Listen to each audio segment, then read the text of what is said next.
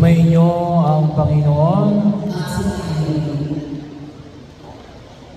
Medyo mabigat yung paanyaya na ipinahayag ni Jesus na napakinggan natin ngayon sa ating Ebanghelyo.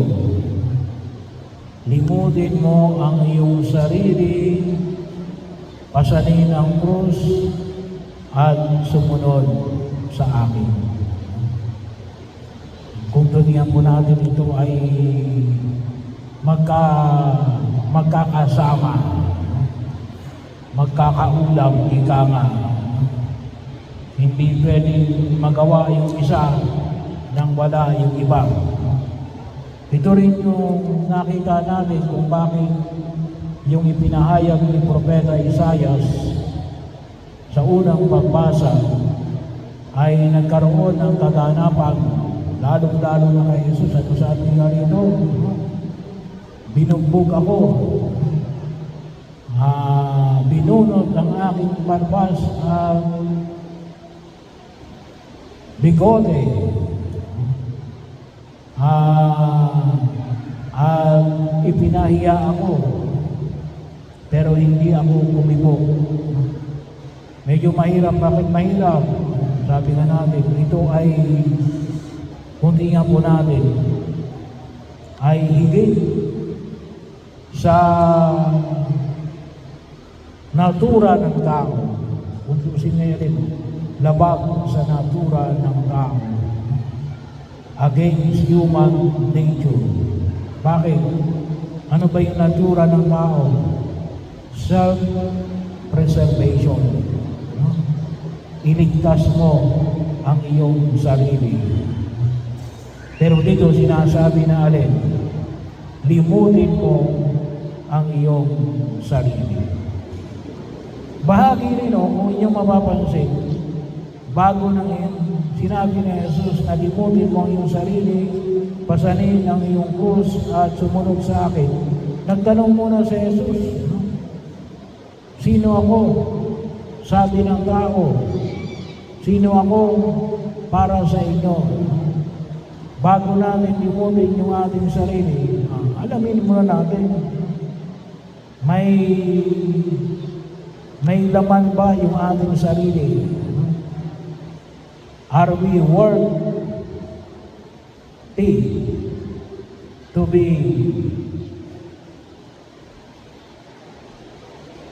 kung tawagin nga po natin ay limutin? Kasi may halaga tayo. Ano yung halaga natin? Sino ba tayo? May halaga ba yung ating sarili? Kaya napakahalagang makita natin ano yung halaga natin. Pero sa gitna ng ating kahalagahan, inaanyayahan tayo ng Diyos natin. Limutin ang ating sarili. Sa paanong pamamaraan? Simula na oras sa alin. Kapag tayo nagkikwento, nagsasalita, iwasan natin yung ipambida yung ating sarili. Ako, akin, amin, atin. Bahagi yun natin simulan. Ang dapat na makita ay kayo, ikaw, sila. Kasi yung paanyaya ni Jesus ulit, yung pagbibigay ng sarili sa iba. Self-donation, self-giving, pagbabahagi ng sarili. Kinakailangan limutin natin ang sarili. Sapagkat kapag hindi natin malimot ang ating sarili, hindi natin maibibigay ang ating sarili. Kaya pagkakataon na kung saan ayun tamang-tama yung pangalawa. Ano yung pangalawa? Pasanin mo ang iyong krus. Pasanin mo ang iyong krus. Kahapon, September 14, ay kapistahan ng pagtatampok ng banal na krus. Exaltation of the cross. Pinapahalagahan natin yung krus na Jesus na nagligtas sa atin para tayo ay makawala sa tanikala ng kasalanan at kaparusahan. Pero hindi niya lang sinabi na, pahalagahan ninyo yung aking krus. Higit natin mapahalagahan yung krus na Jesus kapag alin. Kapag tayo ay marunong pumasan ng ating krus. Tayong lahat ay may kanyang-kanyang krus na buhay. Ang mga tao makasarili, kabaligtaran ng pagbibigay ng sarili, kalimitan ng mga taong makasarili, hindi nagpapasa ng krus. Kaya kapag ang isang tao hindi na marunong magpasa ng krus, kasi mabibigatan siya eh. Pero kapag hindi siya nagpasa ng krus, marami ang mas mabibigatan. Kapag ang gabay ng tahanan, hindi niya ginagawa ang kanyang tungkulin bilang tatay, madadagdagan yung dinadala ng nanay at ng mga anak. Ganon din, kapag yung nanay hindi ginagawa hindi niya dinadala yung kanyang krus, mas mabigat na dalhin ng tatay at ng mga anak. Kaya din yung mga anak. Kaya nga mga bata, sana kayo ay bata pa, matuto kayong magpasa ng krus, matuto kayong tumulong sa bahay, matuto kayong magligpit ng inyong pinaghigaan, matuto kayong maghugas ng pinggan at plato at ng inyong kutsara at tinidor, magwalis ng bahay. Yun ay kapag dinadala natin yung ating krus, nagiging magaan yung krus na nasa paligid natin. At higit sa lahat, yun ang sabi ni Jesus. Pasanin ninyo ang inyong krus. At sa pagpapasan ninyo ng krus, isama rin ninyo ang lahat.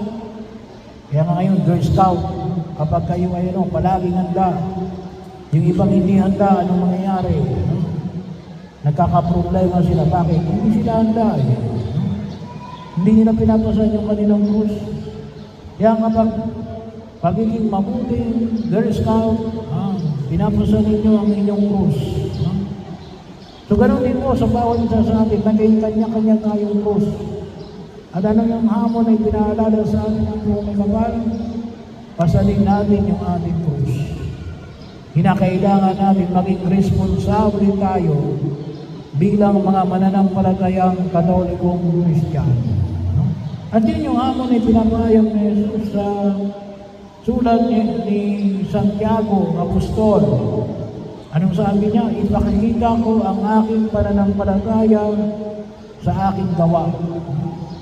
Ipakikita ko ang aking pananampalataya sa aking gawa. Hindi pwede ang pananampalataya ay walang gawa. Hindi pwede sabihin na nananampalataya ko sa Jesus. Pagkatapos, hindi mo pinapasan ang iyong krus. Kinakailangan pasanin mo ang iyong krus. At kung maaari alin, tulungan natin yung iba na nahihirapang magpasan ng kanilang krus. At pangatlo, anong sabi ni Jesus? Sumunod kayo sa akin. Sabi nga natin, sumunod kayo sa akin. Pero anong klase ng pagsunod? Bahagi yun. Minsan kapag sumunod, ano bang mahihita ako dyan kapag ako sumunod kay Jesus? At anong uri ng pagsunod? Hindi lamang yung activity. Kung minsan nakasentro tayo sa activity, sa pagsunod, kasama o yun. Pero hindi lamang itinuturo na Jesus na rin ginagawa. Kaakibat ng pagkilos natin, ano itinuturo ng krus na Jesus yan. Yung pagsunod sa Kanya yan. Yung paggawa ng ating mga tungkulin, pagkasakatuparan ng ating mga gawain, ang pagiging mabuting Kristiyano, ang pagiging palaging handa, ano yung sabihin? Gawin ninyo ng may pag-ibig. Kung minsan yung nakikita namin mga istorya sa pelikula at sa telenovela, Nakita natin yung taong umunlad. Pero bakit siya umunlad? Out of vengeance. No? Kaya siya yumaman kasi gusto niyang magiganti. Pwede rin yun. Pero hindi makadiyos yun. Hindi ng pagsunod kay Jesus. No? Yung pagsunod natin kay Jesus kapag ginagawa natin yung tungkulin, kung kayo ay yayaman, kung kayo umunlad, kung kayo maging mabuti ang buhay, hindi para magiganti. No? Hindi mo makakristyano yun. No? Para saan? Gawa ng pag-ibig. No? Out of love. Bahagi mo, yun sana yung driving force natin. Ba't mo ginagawa yan? Ay hindi, kasi inalimusta ako ng kapitbahay ko. Kasi wala daw kaming bahay. Kaya ngayon nagpagawa ko ng malaking bahay. Hindi mo makakristyano yun. Ba't ka nang paggawa ng malaking bahay? Ay gawa ng pagmamahal. Pagmamahal ko sa aking mga kapatid, mga kaibigan. Pagmamahal ko para lalo kong matulungan yung aking kapitbahay. Hindi para pagigantihan. Kasi inalipusta ako. No? Yun ang paanyaya na ipinahayag ng buong kapal. At yung unawa, no? Sa pagsasakatuparan ng ating mga pagdadala ng krus, yung pagsasakatuparan natin ng ating mga tungkulin, gawin natin ang may pag-ibig. Mas naging madali ho. No? Mas magiging masaya tayo. Makikita natin yung sinabi ni Jesus na alin, makibahagi ka sa aking kagalakan. Kasi bakit? Gawa ng pag-ibig. At yun yung nais ng buong may kapal. Hindi gawa ng galit. Hindi gawa ng pag-iiganti. At ito yung idulog natin sa harapan ng buong may kapal. Limutin ang iyong sarili. Ano yung inyong dinadalang krus? Sana dali natin ito ng alin? Ng puno ng pag-ibig. At nais ko rin po hingin sa inyo ng panalangin, no? Kasi ngayon po ako ay nagdiriwang na ika-31 taon ng pagkapari. Kasama po si Reverendo Padre Romy Ponte, no? Kami sabay na inordinahan 31 years ago. So, ipanalangin niyo po kami na nawa ay magampanan namin ang ating tungkulin nang may paglimot sa sarili, pagdadala ng krus, at pagsunod ng may pag-ibig sa ating Panginoong Jesucristo. At kayo rin ay isasama ko sa aking panalangin nang sa ganon din ay may isakatuparan ninyo ng inyong mga pagdadala ng krus na pinupuno ng pag-ibig.